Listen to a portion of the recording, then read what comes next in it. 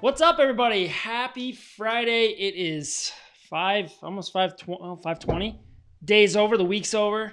It's a new month.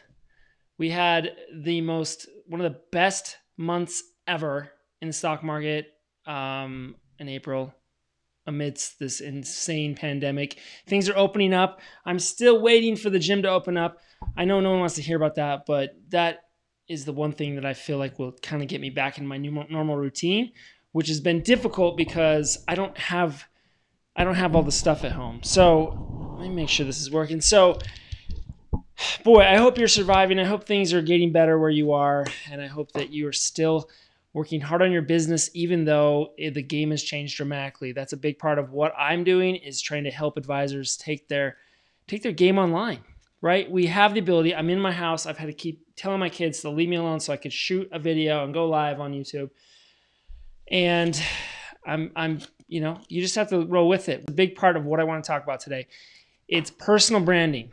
And I think there's this crazy, weird reason that in our industry, in the financial services industry, whether you do 401k plans or you're a personal wealth advisor or you work at a bank or you are in mortgages or in student loans, whatever it is, there's this fear that's been driven into us from compliance over the past 20 years that we should not post anything online. It still blows my mind to this day. I'll find an advisor and I'll look them up. I can't find anything about them. It's like they don't even exist.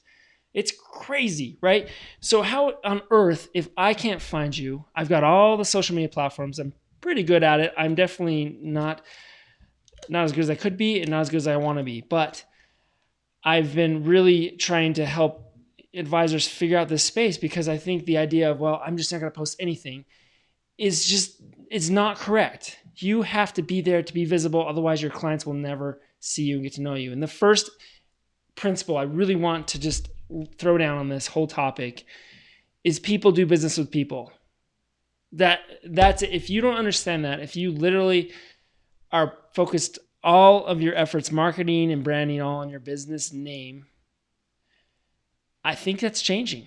I just do. I don't. It's not a bad thing to do that, but it's definitely important now more than ever to put a real face behind a name, behind a brand, especially if you're just starting, because trying to build a brand on a business entity is going to be real tough, and people don't like cold corporate posts on social media. It's so easy to see through it. So I want to go through 3 things that I've tried to do personally, and I hope you've been able to see it. I know that I'm not perfect, so I'll be the first one to say that I have a lot to improve on. But these are the 3 things that I live by, that I am just trying to stick with and be a good example on, so that you can see what I'm doing, and whether you like it or not, whether you judge me or not, we'll get into that. But these are the 3 things I go by. And the first thing, when we talk about personal branding, and another word for it would be reputation. So I don't care if you think personal branding is like a social media term or whatever, then just think of reputation. Like, what do people think when they hear your name? What's your reputation? And there's a way to somehow formulate what that really is, and make it bigger and make it louder through different social media channels.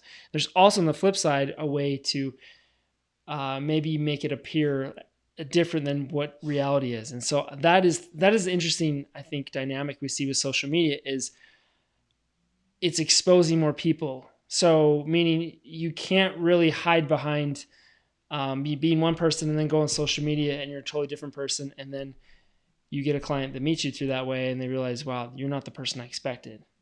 So that's number 1. Here's my number 1 tip, is be authentic. Be you. Don't try to change who you are. Don't try to copy or mimic your favorite person that you follow or your hero or whoever. You've got some major personal brands out there. And when I say personal brand, I'm not talking about becoming an influencer. I don't want you to be Logan Paul or Gary Vee or whoever out there. I want you to be you, because no one else can be that. And that is your opportunity to just be you. And I'm me. Like this whole thing with this hat, what this is going on here, well, this side, it's just something that I've worked on for a while. I love I love this industry enough that I like the fact that, hey, I'm going to walk around with a cam on my head, and it starts conversations, and I'm excited about it. So I'm sharing this with other people. This is just me. I love to wear hats like this, and it's me. So on social media, be authentic, be you, and stop selling. I'm not gonna go deep into that, but just be you and find your own voice. Now, if you don't like video, don't do video. I do because I hate writing, I hate editing, I'm just not good at it. I find that when I need to sit down and write a blog post and like go deep into writing out content, I find other stuff to do. I lose focus and it just doesn't go well. I don't accomplish the things I want to. But when I just can take a video out and I make a goal of, hey, I'm going to post once a day on different channels. I don't want to bombard people, but at the same time, they have control of their feed, so who cares? But what I do want to do is be myself and continually do more and more of what I enjoy and what I feel like I'm getting better at. So if you're a writer, be a writer. If you don't like being on camera, but you don't mind talking, do a podcast. If you like being on video, you like talking on video, do YouTube, do Instagram TV, do Facebook. Like be in the right room with the right talent that you have that you feel comfortable doing. And what's fascinating by that whole mindset is I know so many different people in the 4K industry, in the benefits world, that would just be so, their brands would excel because they're so knowledgeable.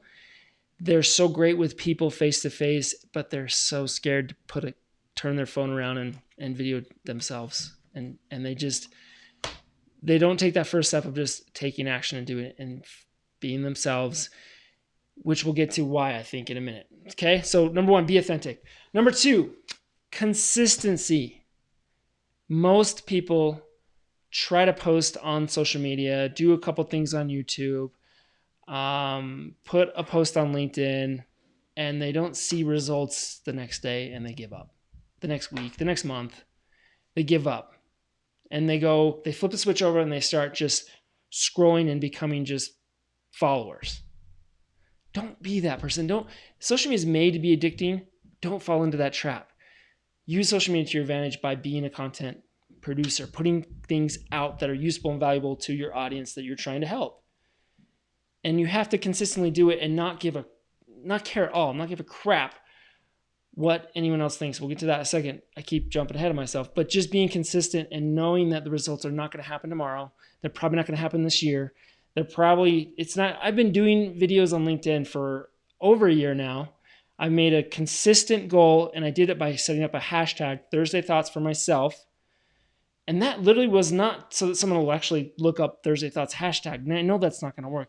But what it did is it set a precedence for myself saying every Thursday I have to post a video on LinkedIn. And when I don't, some people hold me accountable. I got held accountable today by one of my most amazing mentors and people that I love to follow and learn from, Andy Neary, who's just off the charts amazing at how consistent he is with his content. And he's awesome. He's just doing awesome with his content. So if you don't know Andy, you should follow him, especially if you're in the benefits world. That guy knows. He knows what he's doing. Really interesting background. But, he called me out. He's like, why aren't you doing more videos? And so I missed a week. I think I only missed one. It was like during Easter or something. I didn't feel like I had something to say that Thursday. And so I didn't do it. And lo and behold, someone noticed. So another question when I hear about being consistent from people is, well, what's too much? How am I posting too much? I don't want to be, I see this person too much. You see, because when you're scrolling through your feed, there's algorithms that know that when you see that, you pause and you look. And so it keeps feeding you more of that. If you kept scrolling and you didn't ever stop at any of my videos, you probably would stop seeing me. That's called organic reach. The whole point of social media is they're trying to earn, their whole goal is to earn revenue from marketing dollars. They get marketing dollars for more eyeballs, more audience. So they want to put in front of you the content that you want to consume, that you are consuming. So if you keep seeing the same person, it's because you're taking in their content. So you can easily click a button and block me or whoever you're sick of seeing. So don't ever worry about your consistency being too much. That's impossible. It's literally impossible to post too much. Okay, so number 1, be authentic. Number 2, consistent. And number 3, this is where I was kind of alluding earlier. And this is the biggest barrier that keeps people from actually building their personal brand. This is, I think, bigger than even compliance stopping you. Which, let's be honest, what's compliance fear?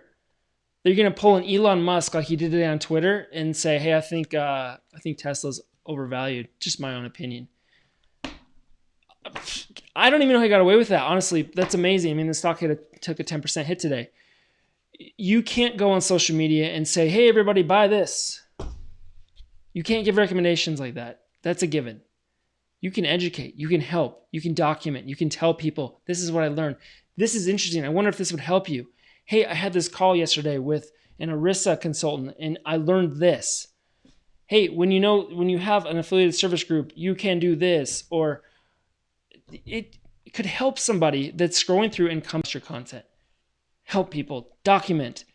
And if you're really fun on camera or recording, you can throw some entertainment in there. People are going to follow you for 2 things. Either you're funny or they enjoy watching you or listening to you or reading your content, or a mix of, you're putting out so much value that they can't pass it up. It's like, I need to know the answer to this question and I get it here. So if you can do the both of those, I think it's even better, more powerful. But you see the spectrum of both sides. You've got the entertainers that are the big YouTube channels that have millions of followers and subscribers, and then you've got the how-to guy. How-to. What about this? I'm trying to be a mix of two. I know I need to do better. And the reason I think I'm always sitting in the same spot, I have this whole full setup in my house. Editing is a huge barrier for me, and I've tried. I have an app on my phone that I love, and I'll edit with that. But boy, editing can really slow down the process, and I wanted to be more consistent. So I got away from that, and I think I'll get back to it. And I think I'll get into more once we kind of get out of our houses and we have more places that I am rather than just at my house all the time. Then I can splice some things together. Anyway, so back to number 3. This is the biggest barrier, I believe. You are afraid of what people will say or think, judging you. You're scared of being judged. That's to me, that is the biggest fear, and I totally get it. I've had people, I've heard from other people say things about me like, "What does he think he is making his videos?" Get over it. They say those things. Guess what? They wish they had the guts to put themselves out there like that. You got to do it. You got to get started. You have to get over that fear of people judging you, and when they do, who cares? The point of social media and of YouTube and all these places is for you to build your brand, to be yourself, and to get out there so more people can find you and know what you do and know what your passion is and know what you're good at. You can't, you're limiting yourself by just doing that with lunches and by paying for leads. You could do so much more, and every single person has a talent of, I'd say, one of those 3. You can write, you can be on video, or you can be recorded on your voice. So figure out which one you love and you're comfortable with, and just go for it. Get started. Be authentic, be yourself, consistently do it, map it out. What I'm doing today is actually going through a whole planning for the rest of the year, and I'm mapping out just a really simple Google sheet, just literally just to map out my content plan. And I don't go as deep as like, I'm going to say this, this, and this, or I script out anything. No, that's not me. And I'm not good at that. There's a lot of tools that people try to sell you to like simplify or outsource or make your social media, post early, whatever. I'm not a big believer in that. I've tried a bunch of them. I just tried another one this morning. I would rather just go right to the source. I recommend advisors stick with just pick 3. Pick your top 3. And most likely that's going to be LinkedIn, Twitter, or Instagram. And then I would say YouTube's a good source if you can put out some longer form content and then chop it up for those other places. But I always throw in TikTok. TikTok is 800 million users.